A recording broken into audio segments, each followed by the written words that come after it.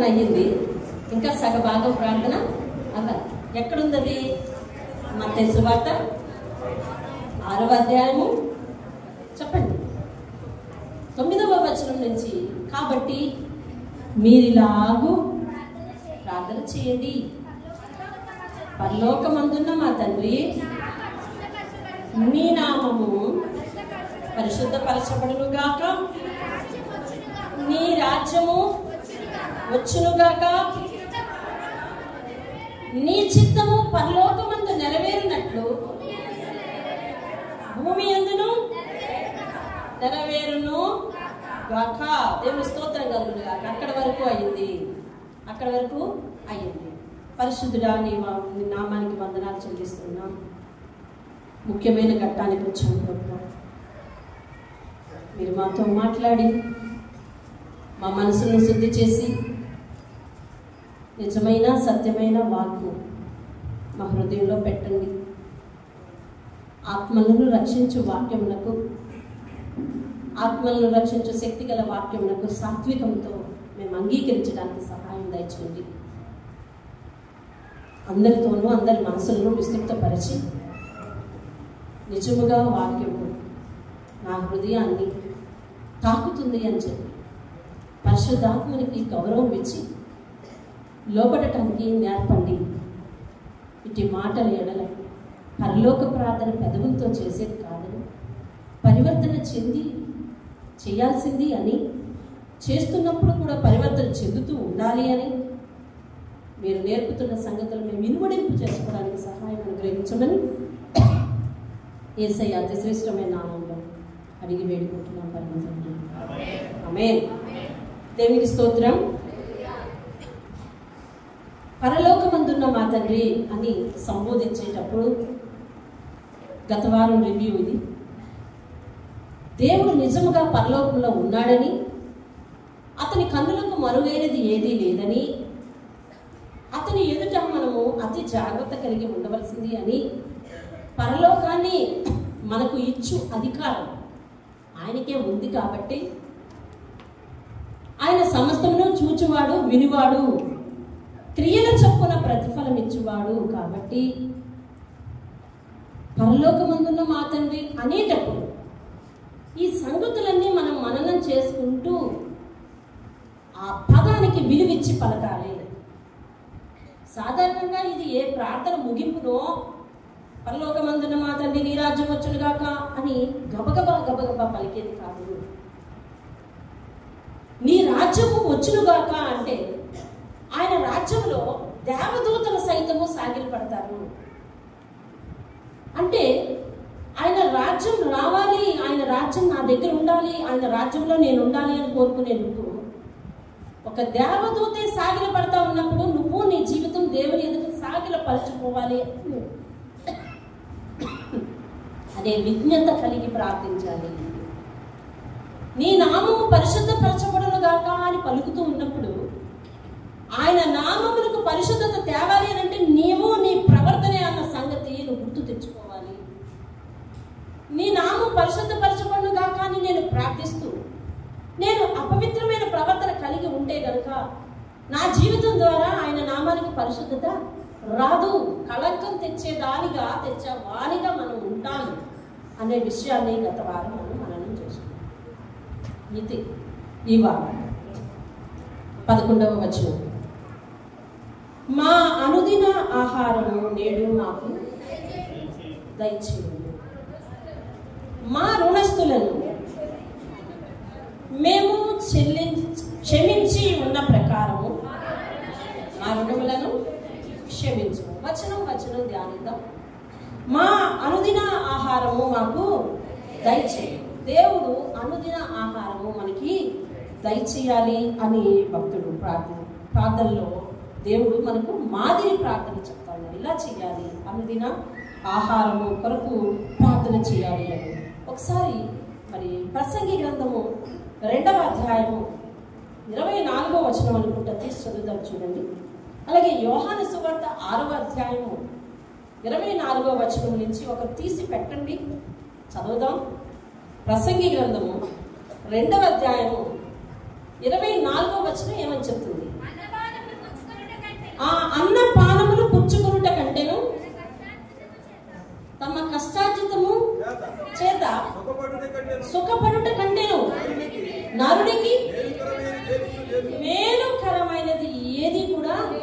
లేదు.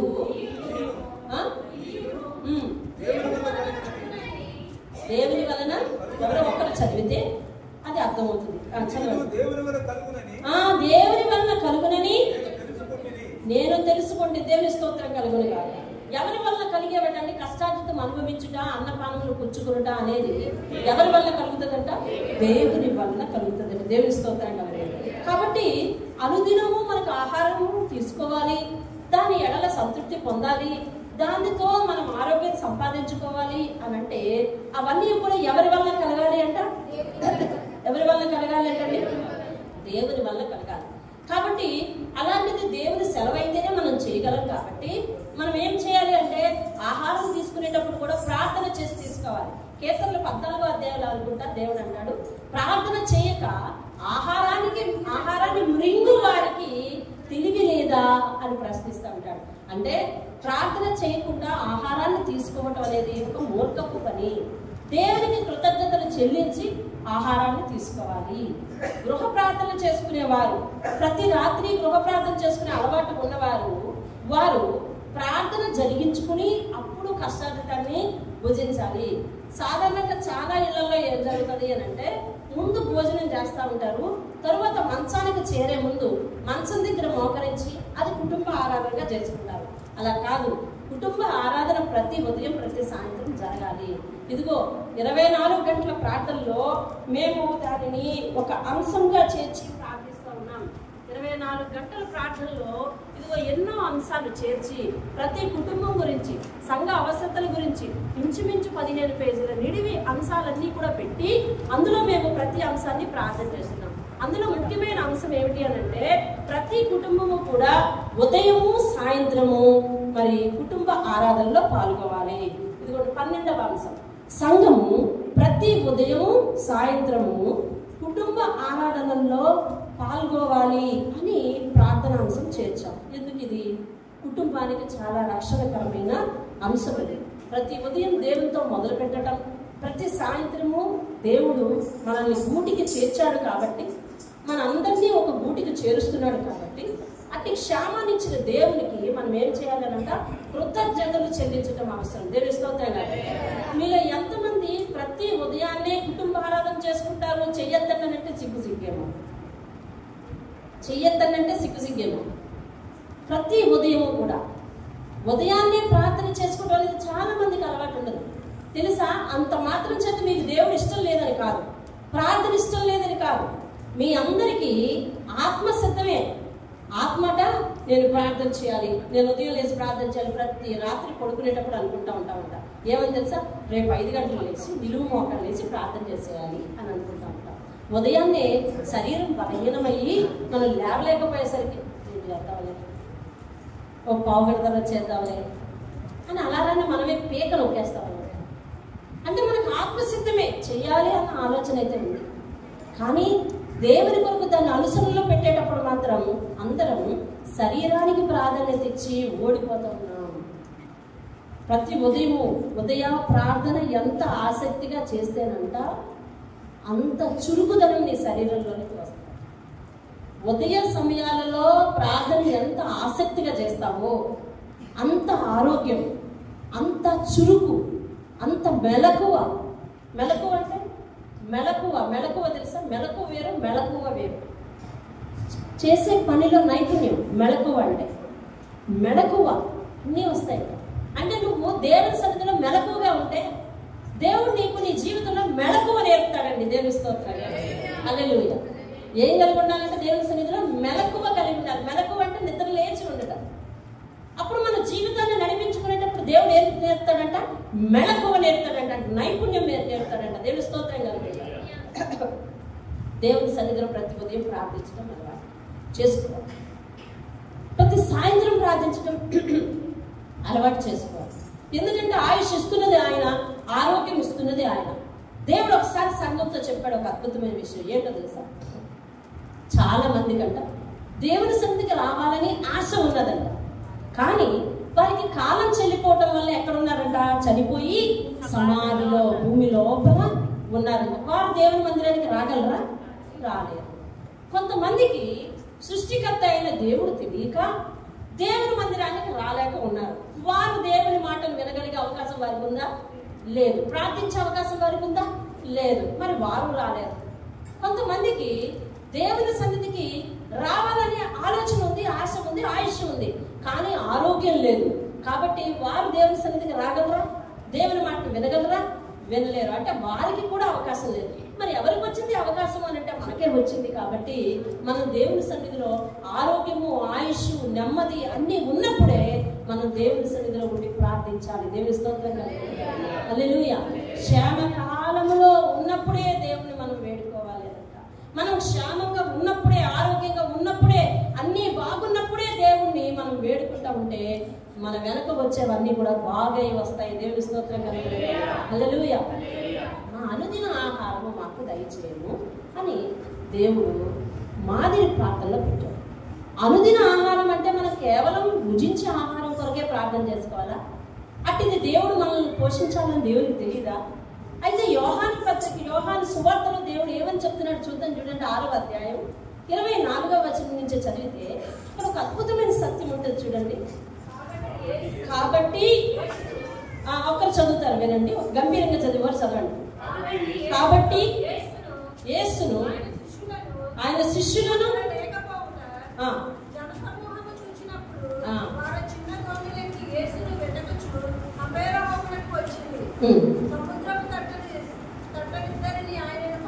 వినండి 6వ అధ్యాయం 85వ వచనంలో ఒక ఉదంతం జరిగింది. ఏంటది అంటే 25వ వచనంలో సముద్రపు అద్దరిని యేసయ్య ఎక్కడున్నాడు అని చెప్పి ఆ చుట్టుప్రక్కల ప్రాంతాల వారందరూ వెతుక్కుంటూ ఉన్నారంట. మీరు వాక్యాన్ని అలా చూసుకుంటా నేను చెప్పేది వింటూ ఉండండి. 25వ వచనంలో వాళ్ళు ఏం చేశారంటే సముద్రపు ఒడ్డున అద్దరిని ఆయనను కనుగొని, అంటే ఆయన అక్కడ ఉన్నాడని చూసి, బోధకుడా నువ్వెప్పుడు ఇక్కడికి వచ్చిందివి అని ఆతృతగా అడిగారు.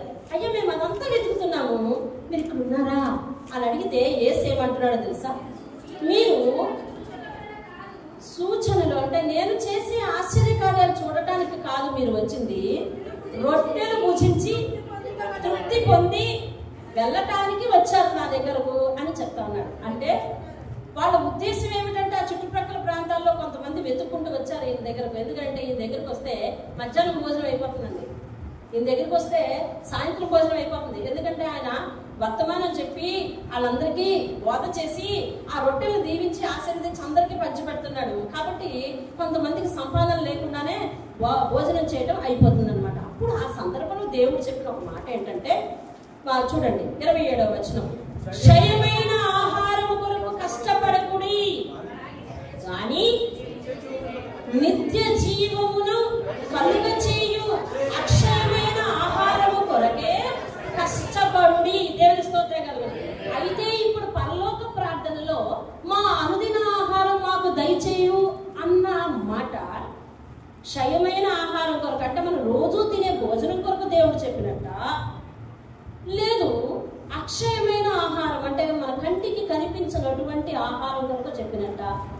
ఒకవేళ కంటికి కనిపించిన ఆహారం కొరకు చెప్పి ఉంటే అది ఏ ఆహారం?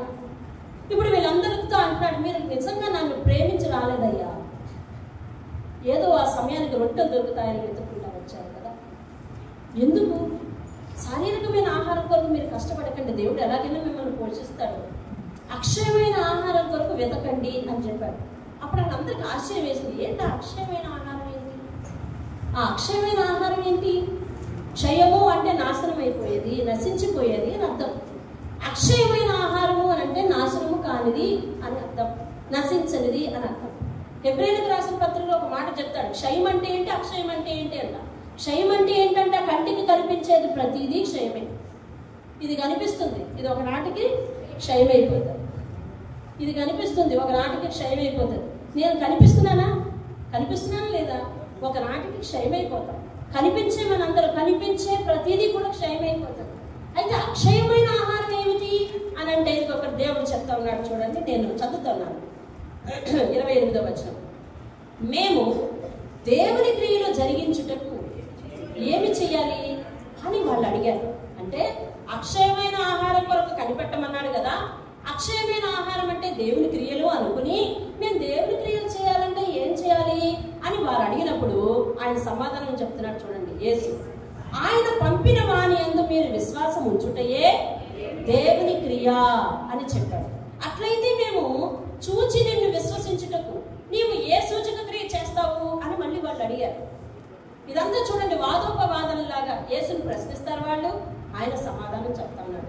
వాళ్ళని వెతకడానికి వెతుక్కుంటూ వచ్చారు. వచ్చిన తర్వాత మీరు ఎందుకు వచ్చారో నాకు తెలుసు, నిజంగా వాక్యం మీద ఆశ కలిగి మీరు రాలేదు, కేవలము ఈ వాక్యం అయిపోయిన తర్వాత మీకు రొట్టె దొరుకుతుందని చెప్పి వచ్చారు అని అంటే, అయ్యా మరి మేము దేనికోసం ప్రాకులాడాలి అని అంటే మీ కంటికి కనిపించే ఆహారం కొరకు కాదు, అక్షయమైన ఆహారం కొరకు మీరు ప్రాకులాడండి అని అంటే, అయితే మేము ఏం చేయాలి చెప్పు, ఏ సూచక క్రియ చేస్తావు చెప్పు, సూచక క్రియల కోసం మేము రాలేదు, అద్భుతాల కోసం మేము రాలేదని అంటున్నావు కదా, ఏ అద్భుతం చేస్తావో మాకు చెప్పు అని అంటే అక్కడ దేవుడు సమాధానం ఇస్తున్నాడు. చూడండి 32వ వచనంలో, పరలోకము నుండి వచ్చు ఆహారము మోషే మీకు ఇయ్యలేదు, నా తండ్రియే పరలోకము నుండి వచ్చు నిజమైన ఆహారము మీకు అనుగ్రహించుచున్నాడు. పరలోకము నుండి దిగి వచ్చి లోకమునకు జీవమునిచ్చు నది ఆ దేవుడు అనుగ్రహించు ఆహారమై ఉన్నది, మీతో నిశ్చయంగా చెప్పుచున్నానని వారితో చెప్పారు. కావున ప్రభువా ఈ ఆహారం ఎల్లప్పుడూ మాకు అనుగ్రహించుము అన్నారంట. దేవుని స్తోత్రం. ఏది అక్షయమైన ఆహారం, ఏది నిజమైన ఆహారం అంటే పరలోకము నుండి దిగి వచ్చి మనకు జీవాన్ని ఇచ్చేదంట. పరలోకము నుండి దిగి వచ్చి మనకు జీవాన్ని ఇచ్చేది. మోషే కాలంలో పరలోకం నుండి దిగి వచ్చింది ఏంటది? మన్నా. పరలోకం నుండి దిగి వచ్చింది మన్నా. అది వారు బ్రతకడానికి ఉపయోగపడింది. కానీ వారు కొలత కంటే ఎక్కువ తీసుకున్నప్పుడు అది ఏమైంది? నాశనం అయిపోయింది. నాశనం అయిపోయింది. కాబట్టి పరలోకం నుండి వచ్చే ఆహారం ఎప్పుడు కూడా మోషే అందరికీ పంచలేదు. అంటే అది దొరకనిది. అయితే ఏంటది అని వాళ్ళు అడిగారు. పరలోకం నుండి వచ్చే ఆహారం అక్షయమైనది కాదంటున్నావు, మరి మోషే ఆ రోజు ఆహారము పైనుంచి దించాడు కదా, అది కాదా అని అంటే కాదు, పరలోకం నుండి రావాలి అంట, జీవాన్ని ఇవ్వాలి అంట. దేవుని స్తోత్రం కలుగుతుంది. అలా పరలోకం నుండి వచ్చి జీవాన్ని ఇచ్చింది ఎవరు అని అంటే ప్రభువైన యేసుక్రీస్తు. ఎల్లప్పుడూ ఆయన మనకు జీవం ఇవ్వడానికి, మనకు ప్రాణం పెట్టడానికి, నిత్య జీవాన్ని అనుగ్రహించడానికి వచ్చిన ఆహారం ఆయనే. దేవుని స్తోత్రం. అప్పుడు శిష్యులు అంటున్నారు, అయ్యా అయితే అటువంటి ఆహారం ఎల్లప్పుడూ మాకు దయచేయండి. ఇప్పుడు యేసు మనకు అనుదినము కావాలని మనం ప్రార్థన చేయాలంట. దేవుడు మనకు అనుదినము కావాలని ప్రార్థన చేయాలంట. దేవుడు కావాలని ప్రార్థన చేయడం అంటే ఏంటి?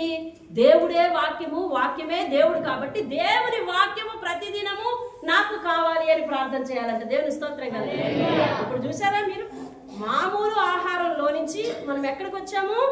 దేవుడు ఇచ్చే జీవాహారంలోనికి వచ్చాము. దేవుని స్తోత్రం కదా. హల్లెలూయా. అనుదిన ఆహారం మాకు దయచేయము అని అంటే, అయ్యా మా ఆత్మ ప్రతిదినము బ్రతికుంటడానికి అనుదినము నీ వాక్యాహారము మాకు దయచేయము అనాలంట. దేవుని స్తోత్రం. హల్లెలూయా. నిజముగా ప్రతిదినము వాక్యం కోసం ప్రార్థన చేయడం, వాక్యం కోసం ప్రార్థన చేసి బైబిల్ని తెరవటం, వాక్యాన్ని చదవటం అనే లక్షణాలు మన ఆత్మకు ఆహారం అండి. దేవుని స్తోత్రం.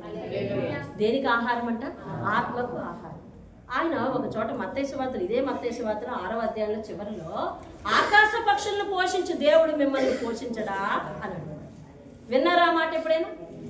ఆకాశ పక్షులను పోషించు దేవుడు మిమ్మల్ని పోషించడా? ఆకాశ పక్షుల కంటే మిమ్మల్ని మరింత శ్రేష్టంగా తయారు చేశాడు కదా, ఆకాశ పక్షులను పోషించు దేవుడు మిమ్మల్ని పోషిస్తాడు అని చెప్పాడు. అంటే ఇప్పుడు రేపటిని గురించి చింతించద్దు, ఆకాశ పక్షులు పోషించు దేవుడు మిమ్మల్ని పోషిస్తాడు అని అంటే, అనుదిన ఆహారం అంటే మామూలు మనం వండుకునే ఆహారం కోసం దేవుడు ప్రార్థన చేయమన్నాడు అయితే కాదు. అర్థమవుతుందని మీకు? కొంచెం వివరంగా అర్థం చేసుకోండి. ఆయన ఏమని చెప్పాడు? అనుదిన ఆహారము మాకు దయచేయము అన్న మాటకు అర్థం ఏమిటి అని అంటే, ఆకాశ పక్షులను పోషించే దేవుడు అంతకంటే శ్రేష్టంగా మనల్ని తయారు చేశాడు కాబట్టి మనల్ని అంతకంటే శ్రేష్టంగా పోషించాలన్న సంగతి దేవునికి తెలుసు. కాబట్టి నీవు అనుదినము నేను వండుకోవాలి, నేను ఈ పూట వండుకోవాలి, నేను ఆ పూట వండుకోవాలి, నువ్వు ప్రార్థన చెయ్యనవసరం లేదు. రేపు ఎలా గడుస్తుంది, రేపు ఎలా బ్రతుకుతాను అని చింతించనవసరం లేదు. నువ్వు చింతించడం వల్ల నీ ఎత్తు మూరడు ఎక్కువ కాదు, నీ ఎత్తు తగ్గదు, ఎక్కిపోదు, నీ పరిస్థితులు మారిపోవు. చింతించడం వల్ల మీ చింత యావత్తు నా మీద వెయ్యండి అని యేసయ్య చెప్పాడు. అయితే ఇప్పుడు మనం దేని కొరకు ప్రార్థన చేయాలి అంటే, అయ్యా అనుదినము నా ఆత్మ బలంగా ఉండాలి అని అంటే నీ అనుదినము నీ వాక్యం నాకు దయచేయం బాబు. అందుకనే చాలా మినిస్ట్రీలు ఏం చేసినాయో తెలుసా, బైబిల్ తీసే అలవాటు చాలా మందికి లేవు కాబట్టి, సెల్ ఫోన్లు ఎక్కువ వాడే వాళ్ళు తయారైనారు కాబట్టి, అందుకని అనుదిన వాక్య భాగం అని పెట్టింది. అవునా? సెల్ ఫోన్లో ప్రతి మినిస్ట్రీ ఏం పెడుతుంది చెప్పండి? ఈ రోజు వాగ్దానం, అనుదినం అన్నా, అనుదినం అన్నా, పరలోకం అన్నా, చాలా పేర్లండి. ఇంకా ఉంది అనుదిన ఆహారము అని పెట్టింది. ఆ మినిస్ట్రీ ఎందుకు పెట్టింది అని అంటే, ఇప్పుడు చాలా మంది బిజీ లైఫ్లో వారు బైబిల్ తీసే అవకాశం లేదు వాళ్ళకి.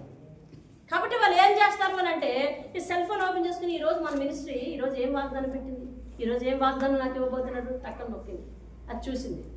ఈరోజు భయపడకు దేవుడు నీకు తోడే ఉంటాడన్నాడు. ఇంకంతే ఈయన పార్టీకి వెళ్ళిపోయినాడు, అంతే ఈయనకి సినిమాకి వెళ్ళిపోయినాడు, అంతే ఈయనకి దేవుడికి ఇంకా బైబిల్ తెలిసే పని లేదు. ఇక దేవుడు ఏం వాగ్దానం ఇస్తాడు నీకు అనేది చెదురు చూసే పని లేదు.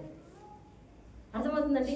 ప్రముఖ సువార్థికుడు, ప్రపంచ సువార్థికుడు బిల్లీ గ్రామ్ పేరు మీరు వినే ఉంటారు. ఆయన చెప్తాడు ఒక స్తోత్రం, ప్రతి ఉదయం 30 నిమిషాలు దేవునితో నువ్వు మాట్లాడు అంటాడంటే 30 నిమిషాలు ప్రార్థన చెయ్యు, తరువాత 30 నిమిషాలు ఆయన నీతో మాట్లాడడానికి అవకాశం ఇవ్వు అంటాడు. అంటే తర్వాత 30 నిమిషాలు ఏం చేయాలంటే మనం బైబిల్ చదవాలి. నువ్వు ప్రార్థన చేయాలంటే ముందు నువ్వు ఆయనతో మాట్లాడాలి. నువ్వు మాట్లాడటం ఆపేస్తే ఇప్పుడు ఆయన నీతో మాట్లాడు. దేవుని స్తోత్రం, హల్లెలూయా. ప్రార్థన చేసేటప్పుడు లక్ష్మి గారు వినండి, ప్రార్థన చేసేటప్పుడు మనము ఇంకా అవి ప్రభా ఈవేళ నేను ఖచ్చితంగా అక్కడికి వెళ్తాను, అడగవలసినంత అడిగేస్తాను ప్రభా, మరి ఇంకా ఏమవుతుందో తేల్చుకొని వస్తాను, నువ్వు నాతో కూడా రా అని చెప్పి చేతులు దులుపుకొని మనం ప్రార్థన చేయని అవసరం లేదు. ఏ ప్రార్థన చేయటం రాకపోతే దేవుని సన్నిధిలో మౌనంగా ఉండి, ప్రభువా నీ శక్తి నాపై కనికరించు, నన్ను కనికరించు ప్రభువా, నన్ను అంగీకరించు ప్రభువా, నా యందు దయ తలచు నాయనా, నా మీద నీ కృప చూపించు ప్రభువా, ఇవే మాటలు ప్రార్థన చేయి. అంతే, ఆయన కృప నీ మీదకు నా మీదకు విస్తారంగా వచ్చి మన జీవితంలో ఏం చేయాలో, ఏం చేస్తే ఆశీర్వాదకరమో అది ఆయన చూస్తాడండి. దేవునికి స్తోత్రం చెప్పండి, హల్లెలూయా. నా అనుదిన ఆహారము మాకు దయచేయు అని అంటే దేవుడు చెప్తా ఉన్నాడంటే, అనుదిన ఆహారం అంటే ఏంటన్నమాట? ప్రతిదిన వాక్యం. దేవుని స్తోత్రం కలగాలి. ఆత్మను బలపరచే వాక్యాన్ని ప్రతి దినము మనము చదవాలి. ఖచ్చితంగా తీరిక సమయాలు ఏర్పాటు చేసుకుని దాన్ని చదవాలి. ఉదయాన్నే బైబిల్ చదివి జీవితాన్ని ప్రారంభించాలి. ఉదయాన్నే బైబిల్ చదివి బయటకు అడుగు వేయాలి. నువ్వు ఉదయాన్నే బైబిల్ చదివి మరి నీ ప్రణాళికలు ఏమిటో మొదలు పెట్టుకొని వేసుకోవాలి. మా అనుదిన ఆహారం మాకు దయచేయండి అని అంటే దాని వెనుక దేవుడు దాచి ఉంచిన అర్థం ఏమిటంటే, అనుదినము మనం యేసయ్యను కోరుకోవాలి. దేవుని స్తోత్రం కదండి. అనుదినము ఆయన మాట్లాడే మాట వినాలి, అనుదినము ఆయన వాక్యాన్ని చదవాలి. అట్టి విషయాలు దేవుడు నీకు తెలియజేస్తాడు. తర్వాత అంశం ఏమిటి అంటే, పరలోక ప్రార్థనలో చూడండి, మా రుణస్తులను మేము క్షమించి ఉన్న ప్రకారము మా రుణములను క్షమించుము. మా రుణస్తులను మేము క్షమించి ఉన్న ప్రకారము. మా రుణస్తులు అంటే మాకు రుణపడి ఉన్నవారు అని అర్థం. అంటే మాకు అప్పు ఉన్నవారు. రుణం అంటే ఏమి? అప్పు ఉన్నవారు. రారు మీకు అప్పు ఉన్నాము, ఉన్నాం, క్షమించండి. అప్పు ఉన్నవారు. అయితే ఈ మాటకు అర్థం ఇదేనా? లూకాసు వార్త చూడండి, లూకాసు వార్త 11వ అధ్యాయము. లూకాసు వార్త 11వ అధ్యాయం ఇదే పరలోక ప్రార్థన అక్కడ రాసి ఉన్నది. ఆ మాట వినండి. లూకాసు వార్త 11వ అధ్యాయము 11వ అధ్యాయము. మేము మాకు వచ్చి ఉన్న ప్రతివానిని క్షమించు ప్రకారము. అంతేనా? 11వ అధ్యాయమేనా? 11వ అధ్యాయం 2వ వచనం నుంచి ఉంది చూడండి. 2వ వచనం, అందుకైన మీరు ప్రార్థన చేయనప్పుడు, తండ్రి నీ నామము పరిశుద్ధపరచబడును గాక, నీ రాజ్యము వచ్చును గాక, మాకు కావలసిన అనుదిన ఆహారము దయచేయము, మాకు దయచేయము, మేము మాకు వచ్చి ఉన్న ప్రతి వానిని క్షమించుచున్నాము గనుక మా పాపములు అక్కడ మత్తయి సువార్తలో ఏం చదివినాం మనం? మా రుణములను. మరొకసారి చూడండి, మత్తయి సువార్తకు వచ్చేయండి. మీరు వాక్యాన్ని తేటగా మీ కన్నులతో గుర్తింప చేయాలని. వినండి, వాక్యాన్ని తేటగా మీ కన్నులతో గుర్తింప చేయాలని మీకు చూపిస్తున్నాను. 12వ వచనం, మా రుణస్తులను మేము క్షమించి ఉన్న ప్రకారము మా రుణములు క్షమించుము. ఇక్కడేమంటున్నాడు? మా పాపములు క్షమించుము. ఇక్కడేమంటున్నాడు? మా రుణములను క్షమించుము. రుణములు అనగా పాపం. ఐరిక్ లేదు, అందరూ చదవద్దు, గోలగా అందులోకి వెళ్తుంది కనుక వినండి. రుణములు అనగా ఏమిటట? పాపము. దేవుని స్తోత్రం కలుగుతుంది. ఒక దగ్గర మరి మత్తయి సువార్తలో అనుకుంటా 18వ అధ్యాయంలో ఒక ఉదంతం రాస్తాడు. అయ్యా, ఒక అతను వచ్చి అడుగుతాడు యేసయ్యను, అయ్యా నేను నా సహోదరుని ఎన్నిసార్లు క్షమించాలి అడుగుతాడు. ఎందుకంటే యూదుల ఆచారం ప్రకారం 3 సార్లు క్షమించాలి. ఎన్నిసార్లు అండి? చెప్పాలి. ఎన్నిసార్లు? 3 సార్లు. ఆయన ఏమంటాడంటే ఈ 3 సార్లు అని చెప్తాడు కావాలినా అనుకుని వస్తాడు. అయ్యా నేను నా సహోదరుని నా విషయంలో తప్పు చేస్తే నేను ఎన్నిసార్లు క్షమించాలి చెప్పయ్యా అంటే ఈయన అంటాడు 3 మార్లా 7 మార్లా? 7 మార్లు కాదు, 77 మార్లు అంటాడు. ఎన్నిసార్లు అంటాడు అంటే ఈయన అంచనా కాదు, యూదుల ఆచారము కాదు, ఆయన అనుకున్నట్టు ఒక 7 మార్లు కాదు, అన్నింటికి అంచనాలకు మించి క్షమించాలి అని చెప్పాడు. దేవుని స్తోత్రం కలుగును గాక. ఒకవేళ మన విషయంలో తప్పు చేస్తే, ఎవరైనా తప్పు చేస్తే ఎన్నిసార్లు క్షమించాలి అని అంటే క్షమించాలి క్షమించాలి క్షమించాలి క్షమించాలి. అర్థమవుతుందా? క్షమించాలి క్షమించాలి క్షమించాలి, క్షమిస్తూనే ఉండాలి. అయితే దేవుడు ఒకనాడు వారితో మాట్లాడతాడు. కానీ మనల్ని ఒక మాట తుప్పుమని ఎవరైనా ఒకవేళ పొరపాటుగా అన్నారనుకోండి, చూసుకుని ఆ తడాకా అని చెప్పేసేసి నీకైనా వచ్చు, నువ్వేనా ఒక మాట అంటావు, అసలు నువ్వెంత, నన్ను అనడానికి ఎంత అని చెప్పి ఇంకా నీకు వచ్చిన నువ్వు చేసిన PhD అంతా కూడా ఇప్పేసావనుకో, ఇంకా నువ్వు క్షమించేదేముంది? అయితే ఒక్క మాటకే నువ్వు అవతల వాళ్ళని అంత క్షమించలేకపోతే దేవుడు నిన్నెలా క్షమిస్తాడు అని ప్రశ్న అడుగుతున్నాడు. దేవుడు నిన్నెలా క్షమిస్తాడు? అయ్యా మా రుణస్తులను మేము క్షమించి ఉన్న ప్రకారము అంటే, క్షమించి ఉన్న ప్రకారం అంటే ఆల్రెడీ క్షమించాడు. అంతేనా? అంతేనా? వాక్యాన్ని అర్థం చేసుకోండి. మీరందరూ చాలా మంది చదువుకున్నారు, ఇందులో నాకంటే ఎక్కువ చదువుకున్న వాళ్ళు చాలా మంది ఉన్నారు. పరిశుద్ధాత్మని యొక్క వాక్యాలను అర్థం చేసుకోవాలి అంటే పరిశుద్ధాత్మ శక్తి కావాలి. కాబట్టి దానిని బట్టి అర్థం చేసుకోండి. మా రుణస్తులను మేము క్షమించి ఉన్న ప్రకారము అంటే ఆల్రెడీ తను క్షమించాడంట. అందుకని ఇప్పుడు ఏమంటున్నాడంటే నన్ను క్షమించు, నన్ను క్షమించు అని. అప్పుడు అతడు అన్నాడు, అదేంటి యూదుల ఆచారం ప్రకారం 3 సార్లు క్షమిస్తే సరిపోద్ది కదా, నేను ఇంకా 7 మార్లు అన్నాను కదా, నువ్వు 3 సార్లు చెప్పలేదు, 7 సార్లు చెప్పలేదు, 77 మార్లు అంటున్నావేంటి అని అంటే ఒక మాట చెప్పాడు యేసయ్య.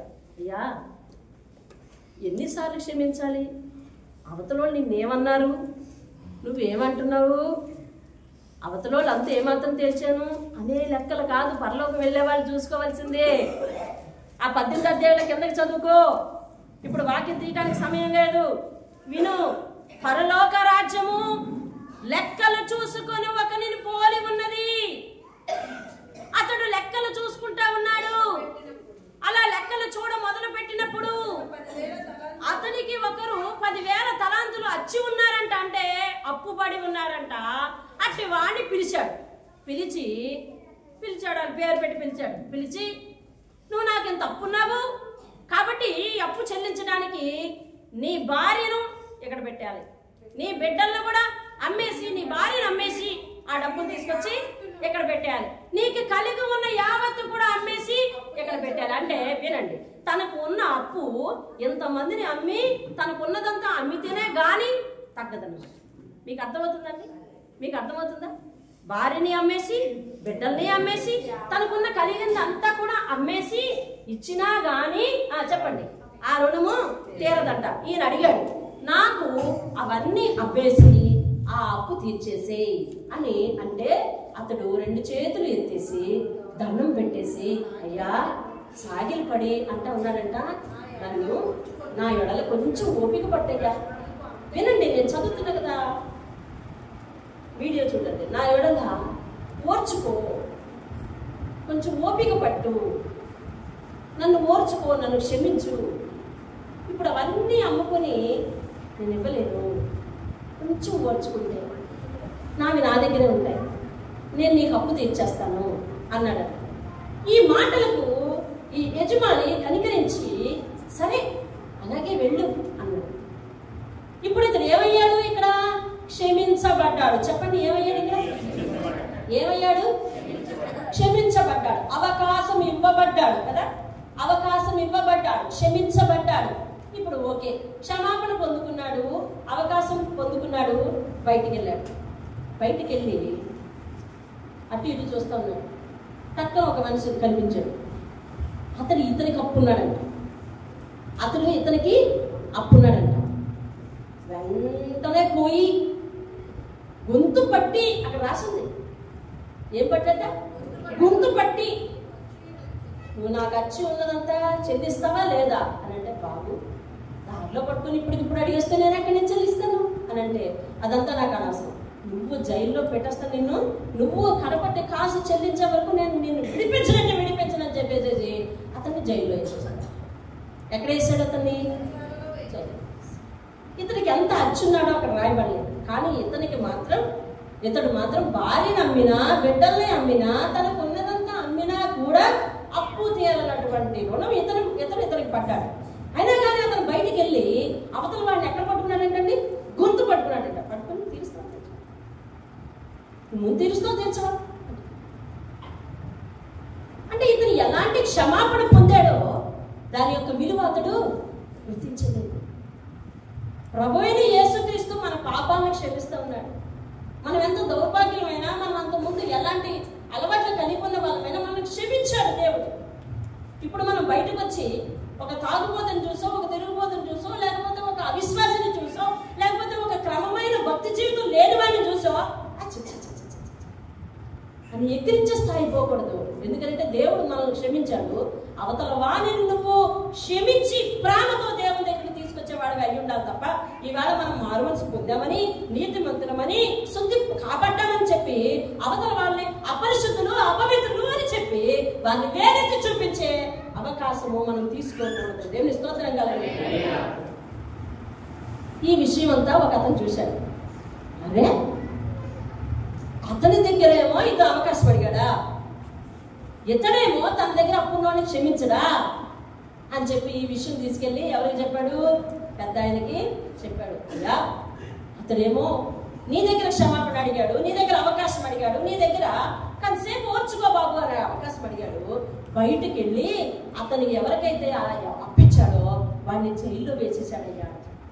అప్పుడు ఇతనికి కోపం వచ్చింది. వస్తుందా లేదా? నేను నిన్ను క్షమించాను, నువ్వు ఇంకోళ్ళు ఏం చేయాలా? నేను నిన్ను క్షమించాను, నువ్వు ఇంకోళ్ళు ఏం చేయాలా? క్షమించాలి. దేవుని స్తోత్రం కలుగుతాయి. క్షమాపణ, క్షమించడం అనేది చాలా పెద్ద సంగతి. ఇట్స్ బిగ్ డ్యూటీ, పెద్ద సంగతి అండి. అది ఒక బిగ్ టాస్క్ అసలు, క్షమించడం, ఇతరులు క్షమించడం అనేది. నీ వల్ల కాదు. నీ హృదయం చెడిపోతే నువ్వు అవతల వాళ్ళలో చెడే చూస్తావు. నీ హృదయం చెడిపోతే నీ కళ్ళు బాగా పనిచేయదు. నీ హృదయం చెడిపోతే నీ నోరు బాగా పనిచేయదు. నీ హృదయం చెడిపోతే నీ తలంపులు పనిచేయవు. ఒక వ్యక్తిని చూసినప్పుడు నీకు అసభ్యకరమైన తలంపులు, లేదా అవతల వాళ్ళని నిందించాలనే తలంపు, అవతల వాళ్ళని తప్పు వెతకాలనే తలంపు వస్తుందా ఉంటే నీ హృదయం బాగా చెడిపోయింది. అంటే నువ్వే ఇంకా దేవుని చేత ఏం చేయబడలేదో తెలుసా? క్షమాపణ అడిగే స్థాయిలో నువ్వున్నావు. కానీ మనం బయటకు పోయి ఏం చేస్తామంట? నువ్వే అని వేలెత్తి చూపిస్తాను, నువ్వే వేలెత్తి చూపిస్తాను.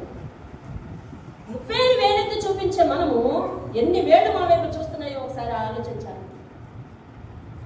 మన తప్పులేమిటి, మన దోషములేమిటి, ఇవన్నీ దేవుడు ఎట్లా క్షమించాడు. అయితే నేను ఎదుటి వారి మీద ఎందుకలా విరుచుకుపడిపోతున్నాను? ఎందుకన్నా నా నోటిని ఉపయోగిస్తున్నాను? ఎందుకు నా పరిస్థితి ఇలా ఉన్నది? నేను ఎందుకు అవతల వారిని క్షమించలేకపోతున్నాను? ఒక వ్యక్తి కండి దేవుని సువార్త విని బాగా మారు మనసు పొంది, బాగా దేవుని వాక్యాన్ని నేర్చుకుని, దేవుని ఎందుకు భయభక్తులు కలిగి చక్కగా దేవుని సన్నిధికి వస్తాడు. చక్కగా మీకు నిద్ర పడుతుందా లేదా? చల్లగాలి వస్తుందా లేదా? వస్తుందా? నిద్ర పడుతుందా? మారు మనసు పొంది వచ్చింది. అంతకంటే ముందుగా మందిరంలో ఉన్న మనము అతన్ని ఎలా చూడాలి? అతని విషయంలో మనందరం ఎలా ఉండాలి? బహుగా సంతోషించాలి. ఎందుకు? ఒక పాపి మారు మనసు పొంది రక్షింపబడి దేవుని సన్నిధిలో చేర్చబడ్డాడంటే అట్టి వాని విషయమై పరలోకంలోనే బహు సంతోషం ఉన్నప్పుడు భూమి మీద ఉన్న మనందరి మనసులో ఏముండాలంట? సంతోషం ఉండాలంట. ఇప్పుడు వచ్చేసాడండి దేవుడి దగ్గరికి. ఇప్పుడు నీతి కబుర్లు చెప్పేస్తున్నాడండి. ఇప్పుడు అలా చేస్తున్నాడండి. ఆ కబుర్లే ఆలకించుగా వాడు ఎంత తీరుతో నాకు తెలుసు. ఇయ్యా క్షమించే ఆ మనసు మనకు లేదా? వారి వెనకటి జీవితాన్ని దేవుడే మర్చిపోయి క్షమించి నీ పాపములు నీ అతిక్రమములు నేనే నా చిత్తానుసారముగా నా వీపు వెనుకకు విసిరి వేస్తున్నానని చెబితే అటు వాని విషయంలో నువ్వు వాని లోపాలు గుర్తు పెట్టుకుని మాట్లాడుతుంటావే, అది క్షమించినట్ట? ఇప్పుడు మనం పరలోక ప్రార్థన చేసేటప్పుడు ఏం చేయాలంట? ఇదిగో ఈ థీమ్ మన విషయంలో జరిగిందో లేదో చూసుకోవాలంట. నేను ఇతరులకు క్షమిస్తున్నానా లేదా?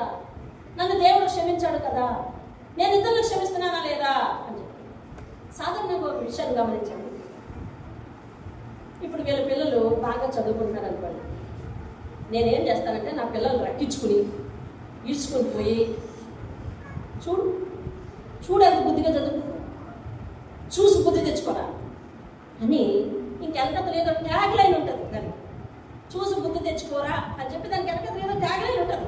నీకు వచ్చిన భాష ఉంది, ఆ భాష వెనకత లేదో ట్యాగ్ లైన్ తగిలించి చూసి బుద్ధి తెచ్చుకో, ఎలా చదువుకుంటున్నాడో చూడు అని చెప్తాను. అంటే నీ ఉద్దేశం ఒకటి ఏంటంటే వాడు బాగా చదువుకుంటున్నాడు, వాళ్ళలాగే నువ్వు చదువుకోరా అని చెప్తాడు. అలా చెప్పడానికి వాడు దాకా తీసుకుపోవాలా? చెప్పండి, అలా చెప్పడానికి వాడు దాకా తీసుకుపోవాలా? ఎక్కడ చెప్పచ్చు? ఇంటిలో ఉండే చెప్పచ్చు, ఇంటిలో ఉండే చెప్పచ్చు. అయ్యా నువ్వు ఇలా చదువుకోవాలి, అయ్యా నువ్వు అలా చదువుకోవాలి. వింటున్న వారందరూ దేవుడికి స్తోత్రం చెప్పండి సార్. అమ్మయ్య వచ్చిందండి. ఇంత నుండే చెప్పచ్చు, అయ్యా నువ్వు ప్రయోజకుడు కావాలి, అయ్యా నువ్వు ఇలా ఉండాలి, అలా ఉండాలి అని చెప్పాలి. మరి వాడికి ఏమాత్రం తెలివితేటలు ఏమాత్రం అంత బలం లేదు. కానీ వాడు తీసుకుపోయి ఇంకో ఇంటి యజమానిని చూపించి ఆయన ఎలా ఉంటున్నాడు నువ్వు ఎలా ఉంటున్నాడు అని అడిగాడు అనుకో, అప్పుడు నీ సంగతి ఏంటి? నీకు అర్థమైందా చెప్పింది? నీ పిల్లలకి చెప్తున్నా, ఎవరిని తీసుకెళ్ళి ఇంకో పిల్లల దగ్గర తీసుకెళ్ళి, అయ్యా ఇది చూడు ఎంత బాగా చదువుకున్నారు, నీకు బుద్ధుందా? అటువంటి పనికి మాలోడివి ఇటువంటి పనికి మాలోడివి చూడు ఎంత బాగా చదువుకుంటున్నాను, నువ్వు కూడా అలా చదువుకో అని. అప్పుడు ఆడిని రక్కించుకుని ఇంకో తండ్రి దగ్గర తీసుకెళ్ళిపోయి, ఇదిగో ఈ అంకుల్ చూడు ఎంత బాధ్యతగా ఉంటున్నాడు, నువ్వు కూడా అలా ఉండు అని అనగలడా? ఒకవేళ అంటే కనుక మన పరిస్థితి ఏంటి? వాడికి అట్ట బలం లేదు, వాడి వయసు అంతది కాదు, వాడి జ్ఞానం అంతది కాదు అని అనుకుంటూ ఉంటాం. ఇందులో రెండే కరెక్ట్. వాడికి అంత బలం లేదు, వాడి వయసు అది కాదు, వాడికి అంత జ్ఞానం ఉంది. వాడికి జ్ఞానం అయితే ఉంది, బలం లేదు, వయసు లేదు, అది అంతే. అర్థమైందా? ఒక తండ్రిగా మనం చేసే చేష్టలు, ఒక తల్లిగా మనం చేసే చేష్టలు, ఎవ్రీథింగ్ దే ఆర్ అబ్జర్వ్డ్. అర్థమవుతుందా? అవన్నీ కూడా they preserve in they mind, వాళ్ళ మనసుల్లో ముద్రితమై ఉన్నాయి. కాబట్టి పొరపాటు నువ్వు చెప్పాల్సిందేంటో చెప్పు, అంతేగాని ఇతరులు చూపించడం అనేది చాలా పొరపాటైన సంగతి, ఇతరులతో పోల్చడం అనేది చాలా పొరపాటైన సంగతి. ఇక్కడ దేవుడు ఏమని చెప్తున్నాడంటే, మా రుణస్తులను మేము క్షమించి ఉన్నాము కనుక మా రుణములను క్షమించు అంటే, అయ్యా ఇప్పటికే నీ మాట విని నీ వాక్యాన్ని విని మేము ఇతరులను క్షమించడం నేర్చుకున్నామయ్యా, మమ్మల్ని కూడా క్షమించు అని అనాలండి. దేవుని స్తోత్రం కలుగుతుంది. హల్లెలూయా. ఎన్నో సంవత్సరాల నుంచి వాక్యం వింటా ఉన్నామండి, ఎన్నో సంవత్సరాలైంది మనం రక్షణ పొంది, సమయం అవుతుంది నేను ముగిస్తున్నాను, ఎన్నో సంవత్సరాలైంది మనం రక్షణ పొంది. కానీ దేవుడు నీ హృదయాన్ని పరిశుద్ధపరచుకొని నువ్వెవరిని నిందించకు, నీ నోట బూతులు మానాలి, నీ నోట కష్టమైన మాటలు మానాలి, నువ్వెవరిని శపించకూడదు, నీ నోటితో ఆశీర్వచన మాట పలకాలి అని అంటుంటే మనం ఇతరులను దీవించడం మనకు చాలా కష్టమైపోయింది, ఇతరులు శపించడమే మనకి ఇష్టమైపోయిందండి. ఒక మాట అంటే నాకు చాలా భయం అండి బైబిల్లో. మీకు ఆ మాట చూపిస్తా చూడండి ఒకసారి. కీర్తన గ్రంథం 109వ అధ్యాయము 17వ వచనం. ఈ మాట అంటే నాకు చాలా భయం. నేను కొన్ని వాక్యాలు తలుచుకుంటేనే నాకు గుండెలు గుబేలమంటుంది. వినండి వినండి వినండి, అందరూ తీస్తారు, పేజ్ నెంబర్ చెప్పండి, అందరూ చూస్తారు. కీర్తనలు 109 17వ వచనము, పేజీ నెంబర్ ఎంత అన్నది? 511. అందులో 109 అధ్యాయం ఉంది, 17వ వచనం ఉంది. అందులో ఏమనుందో తెలుసా? శపించుట వానికి ప్రీతి గనుక. ఆ మొక్క అర్థం ఏంటి? ఎంతసేపు తిట్టడం ఇష్టం అంటండి, ఎంతసేపు తిట్టడం ఇష్టమేనంట. వాళ్ళు ఒక మాట అంటే పోతే చాలు, అంతే. ఒక్కొక్కసారి ఏం అనకపోయినా కనిపించుకుంటూ దారిని వెళ్ళిపోతుంటే ఇంకంతే ఇక్కడ మూతి 33 వంకర్లు అయిపోతా ఉంటుంది మనకి. అర్థమైందా? అంటే మనకి ఇష్టం లేదా మనిషి, మన దారి వెళ్ళిపోతే చాలు మూతి 33 వంకర్లు అయిపోతుంది, ఆ నాలుగేమో 44 వంకర్లు అయిపోతుంటది. ఇంక రెండు కలిపి ఏం మాట్లాడుతున్నది అసలు నీకు విచక్షణ లేదుగా. ఏమి ఇష్టమంటండి? ఏమి ఇష్టమంట? ఏమి ఇష్టమంట? చాలా మంది అంటారు అసలు నేను ఎప్పుడు ఎవరిని శపించలేదండి అంటారు. శపించడం అంటే ఏంటి? నువ్వు అలా అయిపోనుగాక, అదే కదా శపించడం. నువ్వు అలా అయిపోనుగాక అనేది శపించడం. నేను ఎప్పుడు ఎవరిని కూడా వింటామంటా, నేను ఎప్పుడు అలా అనలేదండి అని అంటూ ఉంటాం. కానీ కొంతమంది ఫ్యాషన్గా శపిస్తారు. ఫ్యాషన్ అంటే మంచి అద్భుతమైన పదాలు ఏంటో తెలుసా? నా పరిస్థితి నీకు రాకపోదు, నేను చూడకపోను అంటారు. అంటే ఇదంటే అర్థం ఏంటి? ఇదంటే అర్థం ఏంటి? ఏ భాష ఇది? తెలుగేనా? తెలుగే, కానీ ఎంత అందంగా ఉందో చూసారా? అది ఇంగ్లీష్లో ఏదో అంటారండి, ఇడియమ్స్ ఏదో అంటారు, ఇది ఏదో అంటారు. సేమ్ అర్థాలే కానీ పోలిక వేరు, పోలిక వేరు. అర్థమవుతుందా? నేను చూస్తాను నీ జీవితం ఎలాగెళ్తుందో. అంటే అర్థం ఏంటి? అంటే అర్థం ఏంటి? నీటిగా శపిస్తూ ఉంటామండి, నీటిగా శపిస్తాం అని రాశాడు. శపించుటవానికి ప్రీతి కనుక ఏంటొచ్చింది? ఏమొచ్చిందమ్మా వారి మీద? కదా శాపమే వచ్చిందంటండి. వారి మీదకి ఏమొచ్చింది? శాపమే వచ్చింది. ఎందుకంటే వారికి ఇష్టం అది. నీకేది ఇష్టమో దేవుడు చెప్తున్నాడు, పరిశుద్ధాత్ముడు చెప్తున్నాడు ఏమంటే నీకేది ఇష్టమో అని నీకు ఇస్తాను అంటూ ఉన్నాడు. ఆ వాక్యం సాధించదు. దేవుడిని తిట్టుకోకండి. శపించడం నీకు ఇష్టం కనుక శాపమే అని నేను మీకు వచ్చాను అని అంటే అర్థమైంది తెలుసా? పరిశుద్ధాత్ముడు అరగతం చెప్తుంది ఏంటంటే అయ్యా నీకు ఏది ఇష్టం అది ఇస్తాను. దేవుని భాష అట్లా ఉంటుంది. నీకు ఇంకా నీటైన భాష తెలుసు, ఆయనకి ఇంకా నీటి తెలుసు. ఏమనంటే నీకేది ఇష్టం అది ఇస్తాను అని.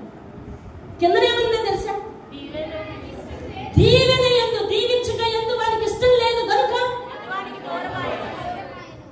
నీకు ఏది ఇష్టం లేదో అది నీ దగ్గర నుంచి తీసేస్తానయ్యా. ఇప్పుడు చెప్పు, క్షమించుట నీకు ఇష్టమైతే నువ్వు క్షమింపబడతావు. సర్దుకోవటం నీకు ఇష్టమైతే నువ్వు సర్దుకుంటావు. ఎప్పటికప్పుడు నీతో పాటు అందరూ సర్దుకుంటారు. అర్థమైందా? ప్రతి చిన్న దాంట్లో సమస్య చూపించడం, ఎత్తి చూపించడం నీకు ఇష్టమైతే నీ జీవితంలో కూడా ప్రతి నిమిషం సమస్యలు తలెత్తనే ఉంటాయి. మా రుణస్తులను మేము క్షమిస్తున్నామయ్యా. మా విషయంలో పాపం చేసిన వారిని, మా విషయంలో తప్పు చేసిన వారిని, మా విషయంలో మోసం చేసిన వారిని మేము క్షమిస్తున్నామయ్యా. మమ్మల్ని తిడుతున్న వారిని క్షమిస్తున్నామయ్యా. మమ్మల్ని క్షమించు. ఈ సందర్భంగా ఇంకా టైం 10 నిమిషాలు ఉంది, కానీ ఒక ముఖ్యమైన విషయం చెప్తాను. మేము డిఎల్పూర్లో ఒక ఇల్లు కొనుక్కున్నాం, చాలా క్లుప్తంగా చెప్పారు. దానికి దారి వేరే వాళ్ళ ఇంటి పక్కన నుంచి. అది వాడు కొనుక్కోవాలనే ఉద్దేశంతో మాకు దారి పెట్టకుండా మధ్యలో తడక కట్టాడు. వెంకటేష్ తెలుసునే కదా, తడక కట్టాడు. అలా గొడవ ప్రారంభించాడు. అతని వయసు ఎంతో తెలుసా? ఇంచుమించు 4 గారి కంటే 10 సంవత్సరాలు ఎక్కువ ఉంటుంది. కానీ వాడికి రాని సంస్కృతం లేదు. ఇక మాట్లాడాడంటే ఆడపిల్ల అని చూడడు, మగపిల్లడని చూడడు, విచక్షణ రహితంగా మాట్లాడుతూ ఉంటాడు. వాడి మాటలు వింటే కనుక అన్నం తినే ప్రతి ఒక్కరు కూడా చెవుల్లో వేళ్ళు పెట్టుకోవాలి. నేను ఇంత వివరంగా ఎందుకు చెప్తున్నాను వినండి. అలాగా ఎన్ని గంటలకు ప్రారంభించేవాడు తెలుసా? వాడు సాయంత్రం 7 గంటలకు పడుకునిపోతాడు, 7:30 పడుకునిపోతాడు. పాపం మేము వచ్చిన తర్వాత వాడి టైం టేబుల్ మారిపోయింది. తెల్లవారు 4 గంటలకు లెగిసి నిద్ర మంచాల మీద ఉంటుండగానే తిట్టడం మొదలెట్టేవాడు. అది మా చెవులు పడి ఆ తిట్లతోనే మేము లేసేటోళ్ళం. అర్థమవుతుందా? ఆ తిట్లతోనే మేము లేసేటోళ్ళం. నేనేది అనుసరించకుండా మీకు చెప్పడానికి వీల్లేదు. కొన్నిసార్లు నేను అలాంటి శ్రమల్లో ఉన్నప్పుడు నేను దేవుడిని ప్రశ్నించాను, ఎందుకు ఇన్ని రోజులు నాకు విడుదల ఇవ్వలేదు మరి? కానీ దేవుడు చెప్తా ఉన్నాడు ఈ రోజు ఎందుకు చెప్తా ఉన్నాడు? నువ్వు అలా అనుభవించావు కాబట్టి నువ్వు అందరికి మాదిరిగా ఉండాలని చెప్తా ఉన్నాడు. సాయంత్రం 11:30 వరకు తిడతా ఉండేవాడు, 11:30 వరకు తిడతానే ఉండేవాడు. ఇలాగే కొన్నిసార్లు ఏడుస్తూ డ్యూటీకి వెళ్ళవలసిన పరిస్థితి. ఇంట్లో అందరికి మీరేం మాట్లాడకూడదు, మీరేం మాట్లాడుతుంది. ఆఖరికి పోలీసులు వచ్చారు, లేకపోతే ఆ చుట్టుపక్కల పెద్దలు వచ్చారు, అందరూ వచ్చారు.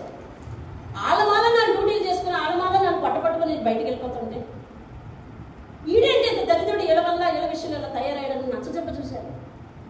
వాళ్ళు ఉన్నప్పుడేమో చేతులు కట్టుకొని అలాగే అనేవాడు. వాళ్ళు వెళ్ళిపోయిన తర్వాత మాకు మళ్ళీ పెద్ద దడి కట్టేసేవాడు. వాళ్ళందరూ ఆడే కట్టేసేవాడు. గుణకం పట్టుకొని గుమ్మాలో నిలబడేవాడు.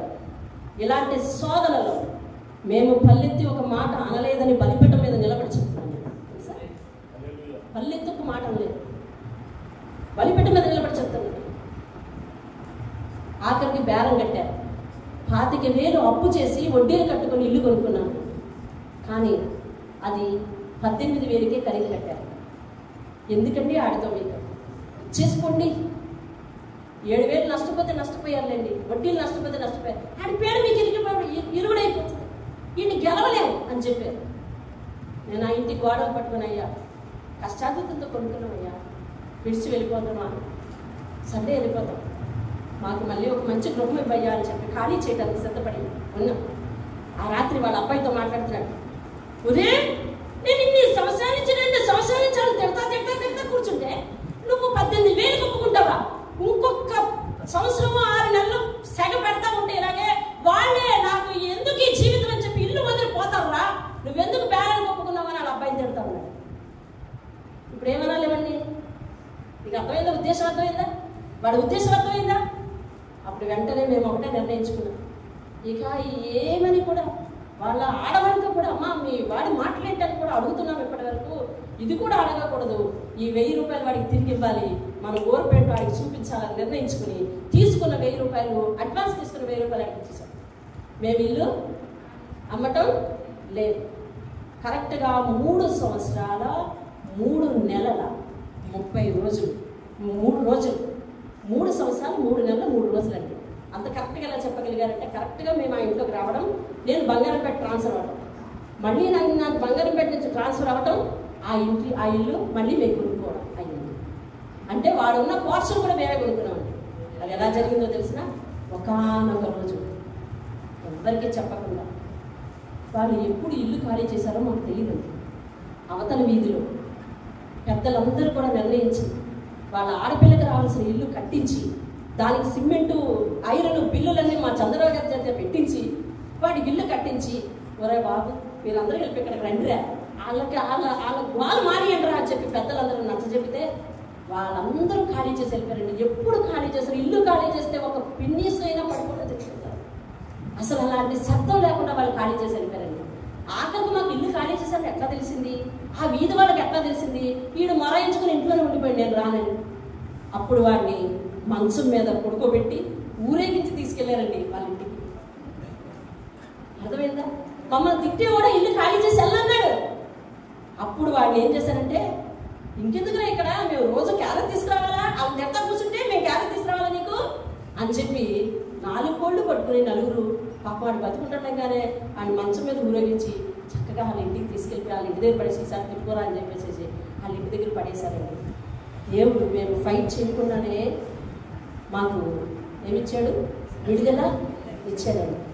విడుదల ఇచ్చాడు. హిస్టియా మీదకి 3 మంది యుద్ధానికి వచ్చేస్తే కందిరీగలు చెడి పంపించాడండి. అంతే, కందిరీగలు చెడి పంపిస్తే శత్రువులందరూ ఏమైపోయారండి?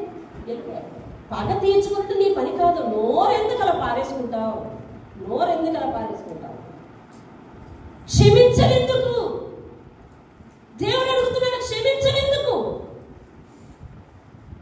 ఆ రొట్టె ద్రాక్షరసం తీసుకునే నోటితో అవి ఎలా వస్తాయి బయటికి? యాకోబు రాసిన పత్రిక 3వ అధ్యాయంలో వచనం ఉంటే లోబడు, లేకపోతే బాడే. 3వ అధ్యాయం 10వ వచనంలో ఒకే నీటి బుగ్గలో నుంచి మంచి నీరు చేదు నీరు ఊరునా? రాత్రి వాక్యంలో మాట్లాడాడు దేవుడు. ఏమనంటే, పాత జీవితం పోలేదు అని అంటే నిన్ను బలపరచు దేవుడు పరిశుద్ధాత్ముడు నీ పక్కన లేడన్నమాట. మన బలపరచు దేవుడు పరిశుద్ధాత్ముడు ఉంటే ప్రతి శోధన కూడా ఎలా భరిస్తామో తెలుసా? ఓపిక పట్టి భరిస్తాము. దేవుని స్తోత్రం, హల్లెలూయా. ప్రతి శోధన కూడా నీ మీద ఎంతమంది విరుద్ధంగా మాట్లాడుకుంటున్నారు మీ చెవిలో చెప్పినా దేవునికి స్తోత్రం అంటాం. బాధపడతాం, ఆత్మీయులతో చెప్పి బాధపడతాం. మళ్ళీ అక్కడితోనే దేవుడే చూసుకుంటాడని ముగింపు ఇవ్వాలి. దేవుని స్తోత్రం కలగాలి. మన నోటితో బూతులు పారేసుకోకూడదు, మన నోటితో కఠినమైన మాటలు పారేసుకోకూడదు, మన నోటితో శపించకూడదు, మనం క్షమించి తీరాలి. దేవుని స్తోత్రం కలగాలి. హల్లెలూయా. అట్టి క్షమాపణ కూడా మనందరికీ ఇచ్చుకుందాం. ఆఖరిగా ఇంకో మాటలు చూడండి. సోదరులోనికి తేక కీడు నుండి మమ్మల్ని తప్పించుము. తప్పించుము మీద ఏముంది తెలుసా? తప్పించుము మీద 2 అనే నెంబర్ ఉంది. ఆ 2కి కింద రాశాడు చూడండి. రాజ్యము, బలము, మహిమయు నీవే అయి ఉన్నవి తండ్రి అని రాశాడు. ఇప్పుడు వాళ్ళు పరలోక ప్రార్థన ఎట్లా చేస్తారో తెలుసా?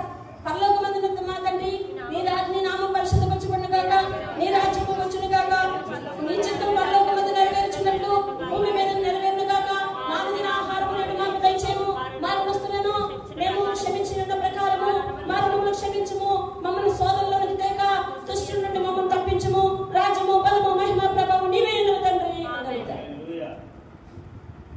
వాక్యంలో అక్కడ రాయబడని విషయం ఫుట్పాత్లో ఉన్నది కూడా కలుపుకొని ప్రార్థించడం మనకు వస్తుంది, కానీ తేటగా రాయబడిన వాక్యాలు అనుసరించడమే మనకు రావట్లేదు. తేటగా రాయబడిన వాక్యాలు మనకు అనుసరించడం రావట్లేదు. ఆయన రాజ్యము, ఆయన మహిమ, ఆయన ప్రభావము ఇదిగో ఈ రీతిగా ప్రార్థన చేస్తే నీ మీదకి వస్తుంది. దేవుని స్తోత్రం కలుగుగాక. నీ మీదకి ఆయన రాజ్యం వస్తుంది, నీ మీదకి ఆయన మహిమ వస్తుంది, నీ మీదకి ఆయన ప్రభావం వస్తుంది. పరలోక ప్రార్థన పరివర్తన చెంది చేసే ప్రార్థన, పరివర్తన చెంది తీరి చేసే ప్రార్థన. దేవుని స్తోత్రం కలుగుగాక. మార్పు పొంది చేసే ప్రార్థన, మార్పు పొందిన వ్యక్తి చేయగలిగిన ప్రార్థన. దేవుని స్తోత్రం కలుగుగాక. మనస్ఫూర్తిగా చేయగలిగే ప్రార్థన, మనసు నిండుగా దేవుని స్తుతిస్తూ చేయగలిగే ప్రార్థన. పేదవులతో చేసే ప్రార్థన పరలోక ప్రార్థన కాదు. హల్లెలూయా. పరలోక ప్రార్థన పెదవులతో చేసేది కాదు. దేంతో చేసేది? పరివర్తన చెంది మనసుతో మనస్ఫూర్తిగా చేసేది. దేవుని స్తోత్రం కలుగుగాక. మమ్మల్ని శోధనలోనికి తేక కీడు నుండి తప్పించు అంటే ఏ విధమైన టెంప్టేషన్స్కి మమ్మల్ని గురి చేయకు, ఉద్రేకానికి గురి చేయకు, అసాంఘికమైన కామానికి గురి చేయకు, అల్లరితో కూడిన ఆటపాట్లకి గురి చేయకు, వ్యసనాలకి గురి చేయకు. అవన్నిటి వల్ల వచ్చేది ఏంటంటే కీడు నుంచి తప్పించు. దేవుని స్తోత్రం హల్లెలూయా. అంటే అలా ప్రార్థన చేస్తున్నామంటే అటువంటి వ్యసనాల జోలి మనం పోవచ్చునా? లేదు. అటువంటి అలవాట్ల వైపు మనం పోవచ్చునా? లేదు. అటువంటి పరిస్థితుల వైపు మనం పోవచ్చునా? లేదు. కాబట్టి అటువంటివన్నీ కూడా సమర్పించుకొని చేయవలసిన ప్రార్థన ఇది. దేవుని స్తోత్రం కలుగుతుంది. హల్లెలూయా, హల్లెలూయా. దేవుని యొక్క మాటలు బైబిల్ మూసి ప్రార్థనలో ఏకీభవించు. అది దేవుని మాటలు. దేవుడే స్వయంగా ఈ రీతిగా ప్రార్థన చేయని చెప్పిన ప్రార్థన. పరలోకమందు నేనున్నాను, నువ్వు భూమి మీద ఉన్నావు అని జ్ఞాపకం చేసుకోమంటున్న మాట. ఈ 2 మాటలు నువ్వు జ్ఞాపకం చేసుకో. ఎన్నిసార్లు వాక్యం వింటావో మళ్ళీ 4 నిమిషాల తర్వాత నీలో ఉద్రేకం పొంగిపోతా ఉంటుంది. 4 సెకండ్ల తర్వాత ఇంటికి వెళ్ళిన తర్వాత మళ్ళీ గొడవే రచ్చరచ్చ. 4 సెకండ్ల తర్వాత మళ్ళీ నీ అవతారం మారిపోకూడదు. పరివర్తన చెందాలి. పరివర్తన చెందాలి. ఓర్పు కావాలి. మా అనుదిన ఆహారం మాకు దయచేసి దినదినము వాక్యాహారం నీకు కావాలి. అట్టిది ఉంటేనే నిన్ను బలపరచువాడు నీ పక్కన ఉంటాడు. నిన్ను బలపరచువాని యందు నువ్వు సమస్తము చేయగలవంటే ఇతను క్షమించగలవు, మంచి మనసును పొందుకోగలవు, హృదయం నిండా ప్రేమను నింపుకోగలవు, ప్రతి విషయాన్ని కూడా మంచి కళ్ళద్దాలు పెట్టుకొని చూడగలవు. రంగు కళ్ళద్దాలు పెట్టుకుంటే రంగుగా కనిపిస్తాయి అన్నీ. నువ్వు మంచి కళ్ళద్దాలు పెట్టుకో, మంచిగా కనిపిస్తాయి. పరిశుద్ధమైన కళ్ళద్దాలు పెట్టుకో, పరిశుద్ధంగా కనిపిస్తాయి. నీతి అని కళ్ళద్దాలు పెట్టుకో, అవతల వాళ్ళలో మంచిగా కనిపిస్తాయి. శపించగలరు, దూషణ మాట్లాడగలరు, దూషించడం ఎవరిని. నీ నోరు ఎలాంటిదని ఎవరికి తెలియనివ్వకు. నీ హృదయం మార్పు చెందలేదని తెలియనివ్వకు. నూతన మందిరంలో దేవుడు పరలోక ప్రార్థన నేర్పుతున్నాడు. ఇది 3వ వారం, 2వ భాగం. 2 వారాల నుంచి నీకు దేవుడు పరలోక ప్రార్థన నేర్పితే పరివర్తన చెందవా? ఇప్పటికే రాకడ దగ్గర పడుతుంది, రోజులు దగ్గర పడుతున్నాయి, అంతం దగ్గర అవుతుంది, దేవుని చేత ఎత్తబడుట అనే సన్నివేశం దగ్గర అవుతుంది. ఎత్తబడతావా? అరుస్తూ ఉంటావా? ఎత్తబడతావా? దూషిస్తూ ఉంటావా? ఎత్తబడతావా? దేవునికి వ్యతిరేకంగా జీవిస్తూనే ఉంటావా? ఎత్తబడుతుంటావా? ఇతరుల లోపాలను చూపిస్తూనే ఉంటావా? ఎత్తబడుతుంటావా? లేకపోతే వ్యసనంలోనే మగ్గిపోతూ ఉంటావా? ఏం చేయబోతున్నావు ఒకసారి ఆలోచించు. రాత్రికాల సమయంలో దేవుడు చెప్తాడు, వాక్యం ముందుకు వచ్చావు అంటే పరీక్షించుకోవటానికి వచ్చావు, పరీక్ష చేయించుకోవటానికి వచ్చావు. టెస్ట్ చేయించుకున్న ప్రతి ఒక్కరికి రిజల్ట్ వస్తుంది. ఆ రిజల్ట్ ఏంటి? నీ మనసులో వాక్యం విన్న నీకు నీ హృదయంలో రిజల్ట్ ఏంటి? ఇప్పటికైనా మారుతావా లేదా? దేవుడు నిన్ను క్షమించాలనా? నువ్వు ఇతరులకు క్షమించవా? దేవుడు నిన్ను ఏమి అనకూడదా? దేవుడు నీకు మేలు చేయాలనా? నువ్వు ఇతరులకు కీడు చేస్తూ ఉంటావా? ఇతరులను దూషణ మాట్లాడుతూ ఉంటావా? ఇతరులు నిన్ను ఏమి అనకూడదా? ఇతరులు నిన్ను గౌరవించాలనా? నువ్వు ఇతరులను దూషిస్తున్నా? ఇతరుల యొక్క తప్పులు నువ్వు ఎంచుతూ ఉంటావా? నీ తప్పులు ఎవరు ఎంచకూడదా? ఎవ్వరు ఎంచరు. దేవుని వాక్యాన్ని కైకొన్న ప్రతి ఒక్కరు కూడా ఎవరు ఎంచకూడదు. మా విషయంలో తప్పు చేసిన వారిని మేము క్షమిస్తున్నాము. మమ్మల్ని క్షమించుకోవాలి. క్షమాపణ అడగడానికి ఆయన పాదాల దగ్గరికి వెళ్ళే ముందు నీలో ఈ భావం ఉండాలి. మత్తయి సువార్తలో మరి దేవుడు చెప్తా ఉన్నాడు, నీవు బలిపీఠం దగ్గర బలి అర్పిస్తూ ఉన్నప్పుడు నీ సహోదరునికి నీ మీద విరోధం ఏమైనా కలదు అనుకుంటే, నీ సహోదరునికి కలదనుకుంటే నీకు కాదు, నువ్వు మంచుడివే. నీ సహోదరునికి నీ మీదేమైనా విరుద్ధం కలదనుకుంటే వెళ్ళి సమాధానం పెట్టరా. బ్రతుకు ఎంతకాలం బ్రతుకుతావు? ముగింపు ఎలా ఉంటుంది? ఎలా ముగిస్తావు? దేవుడు నీ జీవితానికి నా జీవితానికి ముగింపు ఎలా ఇవ్వబోతున్నాడు? ఆ ముగింపు బాగుండాలంటే నీ నోరు మంచిదై ఉండాలి. ముగింపు బాగుండాలంటే నీ భక్తి మంచిదై ఉండాలి. ముగింపు బాగుండాలంటే నీ సాక్ష్యం మంచిదై ఉండాలి. ముగింపు బాగుండాలి అంటే నీ ప్రార్థన మంచిదై ఉండాలి. ప్రార్థిద్దాం. మహాకరుడైన మా తండ్రి, జీవమును ప్రేమించి మంచి దినములను చూడగోరువాడు, చెడ్డ మాటలు పలకకుండా తన నాలుకను, కపటపు మాటలు పలకకుండా తమ పెదవులను కాపాడుకోవాలి అని మీరు చెప్తున్నారు. నాయన, ఎవడైతే వాడి నోటికి కళ్ళెము పెట్టుకునక వాక్యముని విని హృదయమున దాన్ని అనుసరించిన వారిగా ఉంటాడు, అటు వాడు తన హృదయాన్ని తానే మోసం చేసుకుని ఉన్నట్టు తన భక్తి వ్యర్థము అని యాకోబు పత్రికలో చెప్తా ఉన్నాడు. మా భక్తి వ్యర్థం అవ్వటానికి వీలేదు. పరలోకమందున్న మా తండ్రి, సమస్తమును చూచుచున్న వాడవని, మా యందు నీ రాజ్యం అనగా నీ అధికారమే చెల్లాలని, నీవు మమ్మలను నీ రాజ్యంలో దేవదూతలను ఎలా అయితే నడిపిస్తావో అలా నడిపించాలని, దేవదూతలు వంగి నమస్కారం చేస్తున్నట్టుగా మేము కూడా భక్తి ప్రవర్తనతో ఉండాలని, భూమి మీద నీ రాజ్యం ఉన్నట్టు, పరలోకమందు నీ రాజ్యం ఉన్నట్టు భూమి మీద కూడా మేమందరం ఉండాలని, మా అందిన ఆహారం దినదినము వాక్యమును మాకు దయచేయండి. సంఘంలో వాక్యాలు దొరుకుతున్న ప్రతి తావుని ఏ ఒక్కరు వదులుకోకుండా కాపాడుతున్నారు. ప్రతి దినము ఉదయము ప్రతి సాయంత్రము నాయన నీతో నాయన తండ్రి నాయన ఏకమై ప్రార్థించడానికి సహాయం చేయండి. మా విషయంలో ఎవరు తప్పు చేసినా, ఎవరు అన్యదా భావించి మాట్లాడుకుంటున్నారు, ఎవరు మాట్లాడుతున్నారని తెలిసిన ఆయన అట్టి విషయంలో, అట్టి వారి విషయంలో మేము క్షమాపణ కలిగి ఉండడానికి సహాయం చేయండి. మీరు ఒకసారి పరిశుద్ధాత్మ సంఘంతో చెప్తున్నారు, క్షమాపణ అనే పదానికి అర్థం ఒకరిని క్షమిస్తే తెలియదు కానీ అవతల వారి చేత క్షమింపబడితే తెలుస్తుందని మీరు సెలవిచ్చు. మేము నీ చేత క్షమించబడుతున్నాం, అట్టి విలువ తెలియడానికి సహాయం చేయండి. వాక్యానికి లోబడి ఆత్మలను రక్షించి వాక్యానికి సాత్వికం అంగీకరించడానికి సహాయం చేయండి. నాయన అందరినీ దీవించి ఆశీర్వదించి ఎవ్వరు సోదరులో పడకుండా ప్రతి ఒక్కరు తమ తమ ఘటములను జాగ్రత్తగా కాపాడుకున్నట్టు దేవుని చిత్తమని మీరు సెలవించారు కనుక నీ చిత్తంలో ప్రతి ఒక్కరు నడుచుటకు సహాయం చేయండి. నాయన దీవించి ఆశీర్వదించి మహిమపొందాలి. యేసు పరిశుద్ధ నామములో బ్రతిమాలుకుని అడిగి వేడుకుంటున్నాం పరమ తండ్రి. ఆమేన్. ఆమేన్. అందరికీ దేవుని